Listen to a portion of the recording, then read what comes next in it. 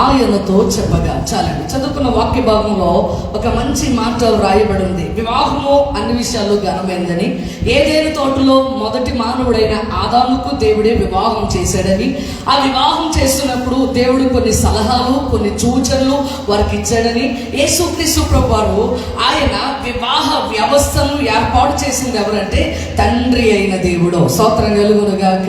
ఒక మంచి సంగతి ఏంటంటే, ఆయన నరుని సృజించి, మానవుని సృజించి ఒంటరిగా ఉండడం మంచిది కాదని జంట చేసి వారిరువురిని ఏకపరిచి, మీరిద్దరు ఎప్పుడు వేరు కాకండి, వీళ్ళిద్దరిని ఎవరు వేరు చేయొద్దు. మా డైరెక్ట్గా చెప్పారు, వీళ్ళిద్దరిని ఎవరు వేరు చేయొద్దు. ఎవరు వేరు చేస్తారండి? చేసేవాళ్ళు ఉంటారు కాబట్టి దేవుడు చెప్పాడు. స్తోత్రం కలుగును గాక. అందుకే ప్రభు చెప్పి ఇద్దరు వేరు కాకూడదు, వీళ్ళిద్దరిని ఎవరు కూడా వేరు చేయకూడదు అని చెప్పి వారిరువురిని జతపరిచి మొదటి వివాహము. ఏ వివాహం అండి? అది మొదటి వివాహం. నాకు నచ్చిన మాట ఏంటంటే, ఈ లోకంలో చాలా మంది వారి దేవుళ్ళకి వివాహం చేస్తారు, కానీ మన దేవుడైతే మనకి వివాహం చేస్తారు. ఏమే స్తోత్రం కలుగును గాక. మాకు వివాహం చేశాడు, మీలో చాలా మందికి వివాహం చేశాడు. వివాహం చేయలేదండి మేము అంటారా? అందరూ పెళ్లి చేసుకున్న వాళ్ళుగా స్తోత్రం చెప్పండి అందరూ. హల్లెలూయా. దేవుడు జతపరిచాడు మనల్ని, మనం జతపరచబడలే, దేవుడు జతపరిచాడు. ఆయనను ఎవరికై మనం జతపరచాల్సిన అవసరం లే.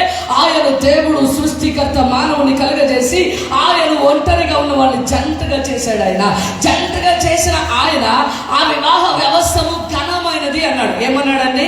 వివాహము అన్ని విషయములలో ఘనమైనది. మరి ఘనమైన కార్యము ఘనముగా ఉండాలి, నవ్వుల పాలు కాకుండా ఉండాలి, వారిరువురి మధ్యలో సమస్యలకు కారణం కాకుండా ఉండాలంటే 3 విషయాలు వారు చేయాలి. వారు 3 విషయాలు చేస్తే దేవుడు వారికి 3 విషయాలు చేస్తాడు. ఏమే స్తోత్రం చెప్పండి అందరూ. నా వైపు నాకు అదో బలహీనత, నన్ను చూడకపోతే వాక్యం చెప్పలేదు. స్తోత్రం కలుగునుగా. మీ టైం మీరు చెప్పచ్చు కదా, నేను చెప్పనాలా, మీరు ఇంటేనే చెప్తే వదిలేసి వెళ్ళిపోతాను. స్తోత్రం చెప్పండి అందరూ. నాకు మామూలు ఆదివారం అయినంతే, శుక్రవారం అయినంతే నేను చెప్పేది వినాల. స్తోత్రం కలుగును గాక. నేను చెప్పేది నా ఇంటి గుట్టు కాదు, నేను చెప్పేది లోకంలో ఉన్న రాజకీయ నాయకుల గురించి కాదు, నేను చెప్పేది యేసుక్రీస్తు ప్రభువారి గురించి. చేతులు పైకెత్తి చెప్పండి. స్తోత్రం కలుగును గాక. మీ వివాహం ఘనంగా ఉండాలంటే, మీ వివాహం ఘనంగా ఉండాలంటే 3 విషయాలు మీరు చేస్తే 3 ఆశీర్వాదాలు దేవుడు మీకు ఇస్తాడు. ముచ్చటగా చెప్తా 3 స్తోత్రం. మీకు 3 వేసాడు లేదా 6 ముళ్ళు కనేసాడు? 3 వేసినా? స్తోత్రం కలుగును గాక. అధిక ఉత్సాహంలో నువ్వేమన్నా 6 కనేసావా ఎట్లా? స్తోత్రం కలుగును గాక. 3 వేసాడంట. అందుకే 3 నువ్వు చేయి, 3 దేవుడు ఇస్తాడని చెప్పేస్తాం. ముచ్చటగా చెప్తాడు. స్తోత్రం కలుగును గాక. హల్లెలూయా. 3 వీళ్ళు చేయాల్సింది ఏంటో తెలుసా? యేసుక్రీస్తు ప్రభువారు పిలవబడిన ఆ వివాహంలో ఒక కొరత వచ్చింది, ఒక అక్కర వచ్చింది, ఒక సమస్య వచ్చింది. అందరూ కాళ్ళు నొక్కేసుకుంటున్నారు, భోజనాలు ఎట్టేస్తున్నారు, ద్రాక్షారసం వేయాలి, అయ్య బాబోయ్ అంటే అప్పుడప్పుడు చూడండి, జరిగేది ఒకటి అయితే మాట్లాడుకునేది ఒకటి ఉంటుంది. ఇంకో అలా కాదంట, ఎలాగంట, అలా కాదంట, ద్రాక్షారసం అయిపోయిందని నాకు గోలంటే ద్రాక్షారసం కాదు, పెళ్లి కొడుకు పెళ్లి కూతురు దెబ్బలాడుకున్నారంట, పెళ్లి కొడుకు పెళ్లి కూతురు కాదు, వాళ్ళమ్మ దెబ్బలాడుకున్నారంట, వాళ్ళమ్మ కాదు, కట్నం ఇవ్వలేదని అలా ఎంత గందరగోళం అయిపోయిందో. జరిగింది చిన్న సమస్య, జరిగింది అక్కడ అయిపోయింది ద్రాక్షారసం, కానీ పెళ్ళంతా గలిబిలి, పెళ్ళ ఒక మాటకి పొంతన లేకుండా రకరకాల అపోహలు బయలుదేరిపోయినాయి. అదిగోపులంటే ఇదిగో తోక స్తోత్రం కాదు, ఎందుకు వదిలేసాడు అనుకున్నావు, ఎందుకు కొట్టి, నీకు తెలిసింది ఎంత, సాటి ఇచ్చేది ఇంత. అలాగైపోయి నా కాన వివాహంలో అలాగైపోయి గందరగోళం అయిపోతూ ఉంటే అందరూ కాళ్ళు నొక్కుకుంటున్నారు, అటు ఇటు తిరుగుతున్నారు, రకరకాలుగా మాట్లాడుకుంటున్నారు. యేసు తల్లి అక్కడ ఏ సమస్య ఉందో గుర్తించిందంట, గుర్తించింది. స్తోత్రం కలుగును గాక. ఈ రోజు నువ్వు కాళ్ళు నొక్కుకోవడం కాదు, జీవితంలో ఎన్ని సమస్యలు వస్తాయి. ఇలాగే కూర్చుంటారనుకుంటున్నారా? కూర్చోండి. ముళ్ళ బాటలో వెళ్ళాల్సి వస్తుంది, సమస్యల్లో వెళ్ళాల్సి వస్తుంది, ఇబ్బందుల్లో, ఒక పరిస్థితుల్లో అనారోగ్య పరిస్థితులు కూడా ఏర్పడతాయి. అటువంటిప్పుడు కాళ్ళు నొక్కుని ఒకరి మీద ఒకరు నిందేసుకుని, మీ అమ్మే అలా చేసింది, మీ అమ్మే అలా చేసింది, మీ వాళ్ళే ఇలా చేశారు, మేము కర్ణాటక వస్తే మాకు స్టేషన్కి కారు పంపించారా, కాళ్ళకి నీళ్ళు ఇచ్చారా, మా ఇడ్లీలో చట్నీ వేసారా. మరి ఇడ్లీలో చట్నీ అయిపోతే ఏం వేస్తాం? కారం కూడా వేస్తామా? ఎద కూడా వేస్తారు. స్తోత్రం చెప్పండి అందరూ. ఇవన్నీ ఇంకా ఒక్కటి దెబ్బనుకోండి, మొత్తం పుట్టుపూర్వత్రాలను తెప్పేస్తారు. అప్పుడు గొడవ పెద్ద వద్దా చిన్న వద్దా? అసలు మనం చేయాల్సింది ఏంటో తెలుసా? సమస్య ఎందుకు వచ్చిందో సమస్యను గుర్తించాలి. తల్లి అయిన మరియ ఎంత జ్ఞానం అంటే, కూర్చోండి అందరూ, అయిపోయింది ద్రాక్షారసం, నాకు తెలిసి సమస్య ఏంటో దాన్ని ఎవరు చేయగలరో నేను చూపిస్తా, ఆ సమస్య నుంచి విడిపించగల వారు ఎవరో నాకు తెలుసు, మీరు మౌనంగా ఉండండి అన్నదంట. ఈరోజు మన జీవితంలో జ్ఞానం లేకుండా, అందుకే ప్రభువు చెప్పారు జ్ఞానం కలిగి ఉండాలి, జ్ఞానం చొప్పున కాపురం చేయాలి, జ్ఞానం చొప్పున ఇల్లు కట్టబడుతుంది. స్తోత్రం కలుగును గాక. ఈ జ్ఞానం కావాలంటే ఏ పుస్తకాల్లో చదివితే రాదు, ఈ జ్ఞానం కావాలంటే నువ్వు ఎక్కడికి వెళ్తే రాదు, కానీ ఆయనే జ్ఞానమై ఉన్నాడు. స్తోత్రం చెప్పాలందరూ రెండు చేతులు పైకెత్తి యేసై గట్టిగా. మొట్టమొదటిగా ఘనముగా మీరు వివాహం ఉండాలంటే మీరు జీవితంలో ఏ సమస్య వచ్చిందో, ఎందుకు వచ్చిందో దానిని గుర్తించగలగాలి. ఏం చేయాలండి? గుర్తించగలగాలి. నీ వల్లే వచ్చింది, నువ్వు అది అక్కడ పెట్టడం వల్లే నేను నా చెయ్యి అలా తగిలింది, అందుకని ఫ్లవర్ వాజ్ అలా పడిపోయింది, నిన్ను ఎవడు పెట్టమన్నాడు, అలా కాదు. స్తోత్రం చెప్పండి అందరూ. సాతాను చాలా కుయుక్తిగా, ఎలాగంటండి సాతాను ఎలాంటాడంట, చాలా చిన్న సమస్యని దానికి అలవలు ఇంకా ఎప్పలేనంత ముడులు వేసి చివరికి వాళ్ళే వీడిపోయేంత వరకు తీసుకొచ్చేస్తాడు. అందుకే యేసుప్రభువు వారు ముందే చెప్పారు, భార్య బలహీన ఘట్టం, అందుకే ఆమెతో నువ్వు ఎలా కాపురం చేయాలి, జ్ఞానము చొప్పున కాపురం చేయాలి. భార్య కూడా జ్ఞానవంతురాలుగా ఉండాలి. స్తోత్రం కలుగును గాక.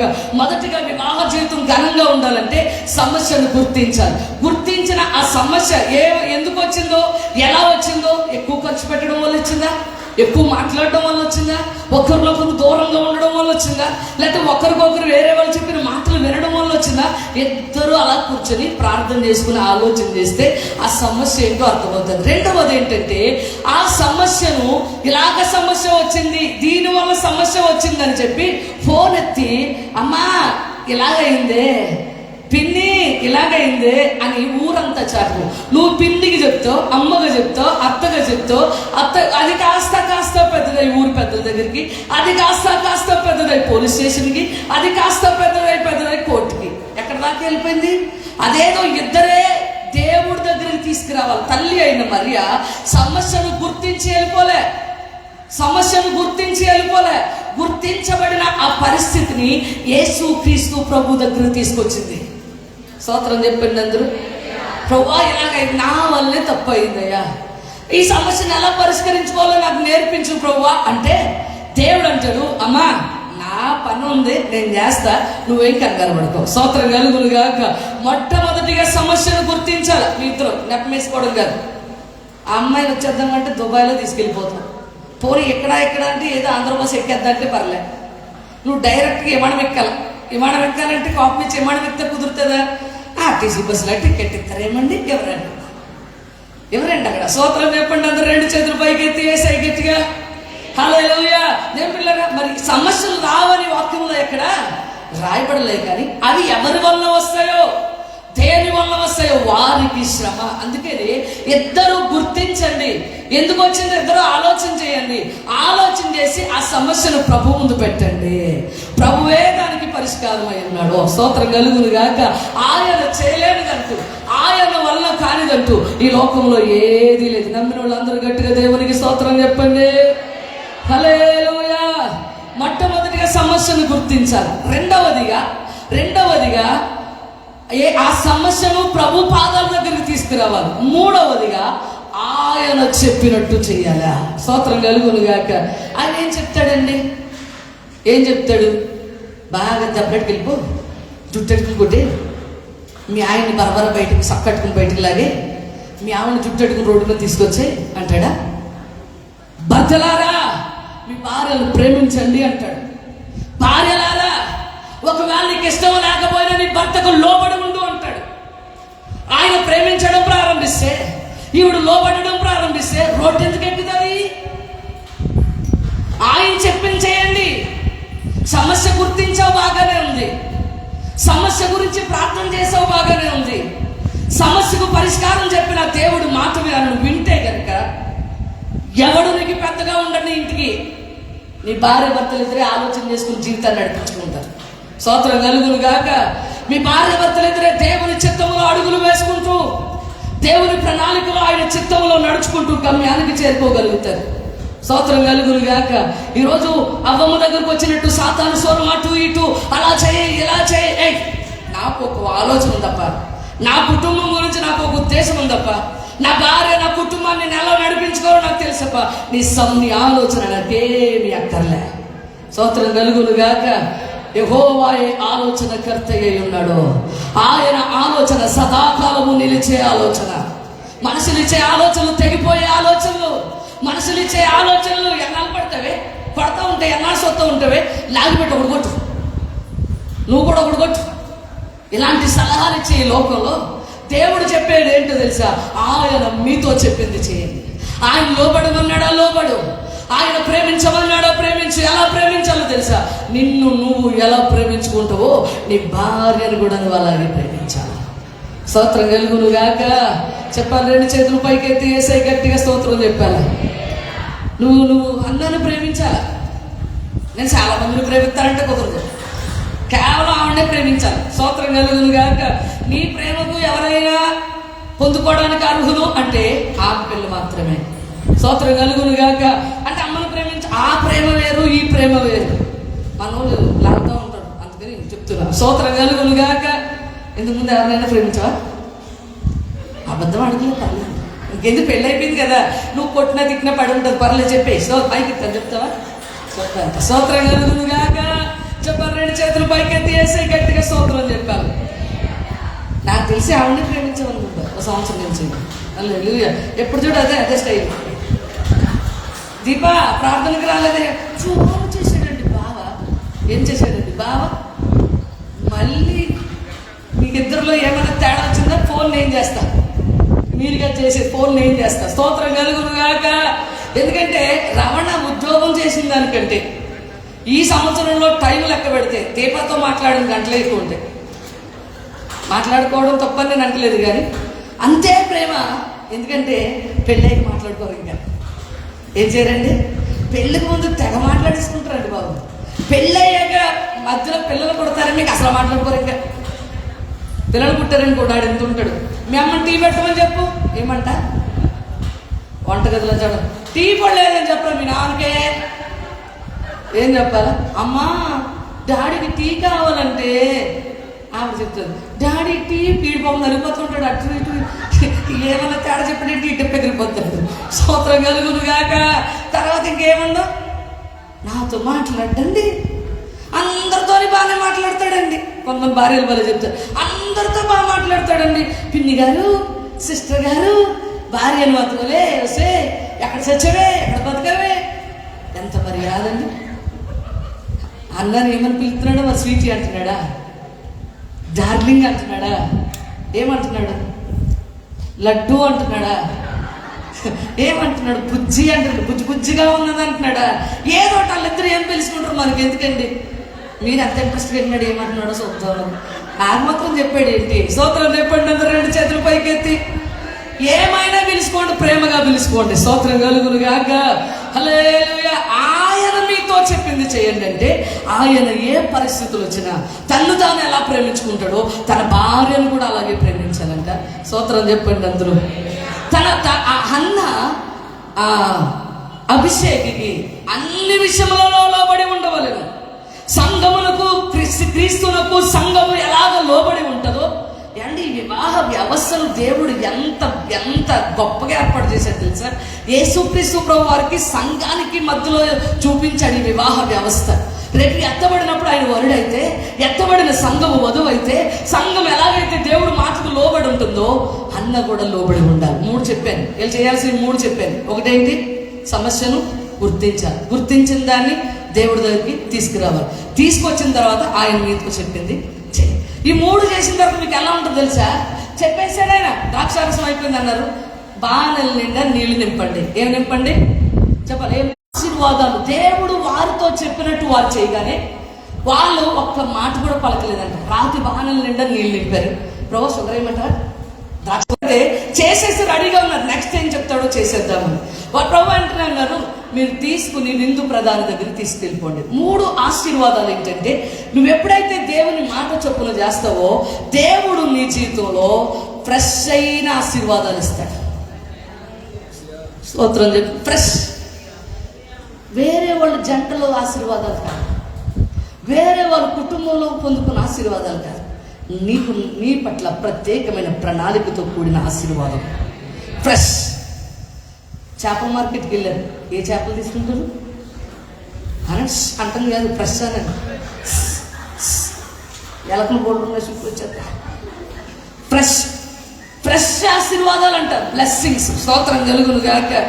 హల్లెలూయా. ఇంకా అసలు ఈ భూమి మీద ఎవరికి ఇవ్వలేనంత గొప్ప ఆశీర్వాదం దేవుడు మీకు ఇస్తాడు.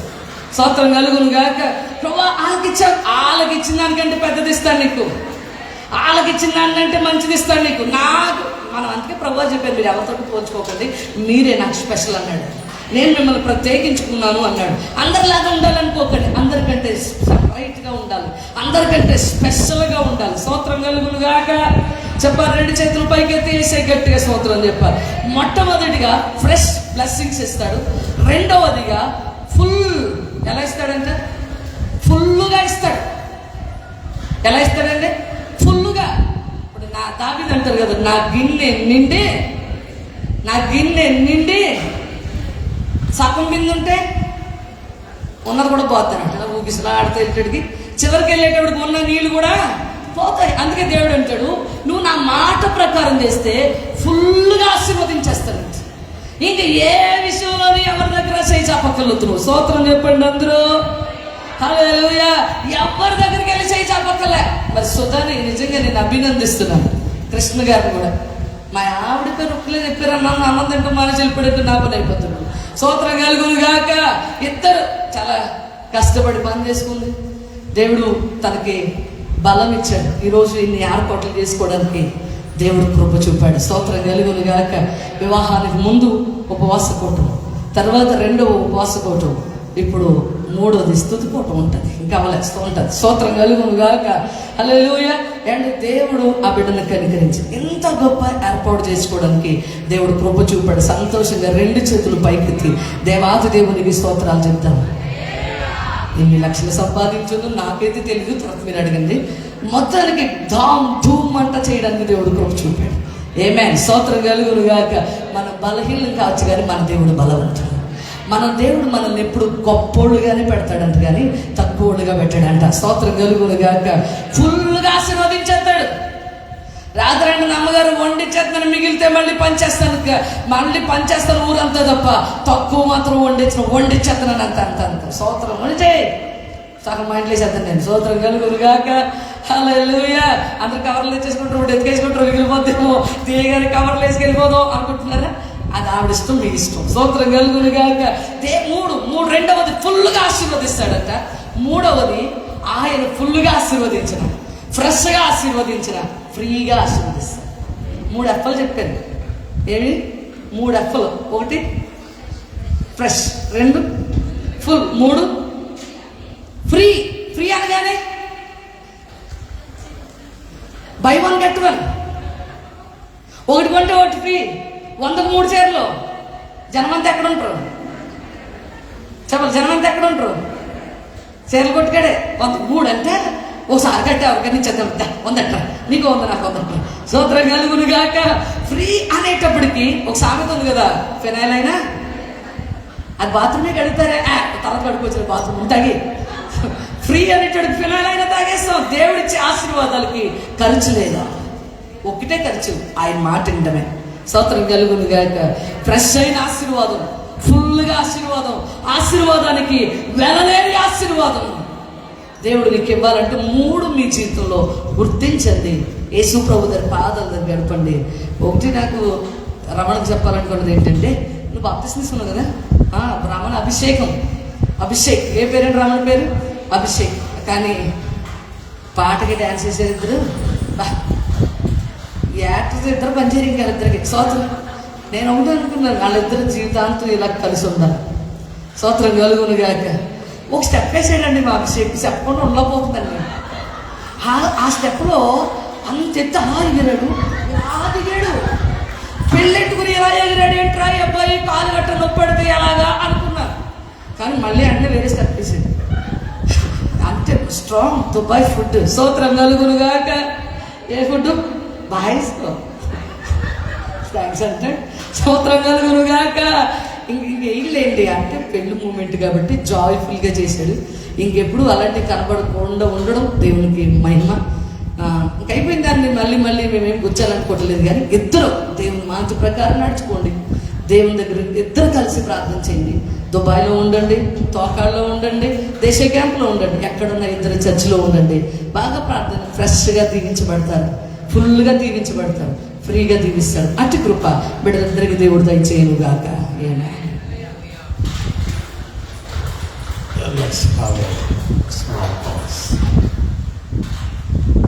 ఇవ్వబడిన వర్తమానాన్ని బట్టి దేవుడు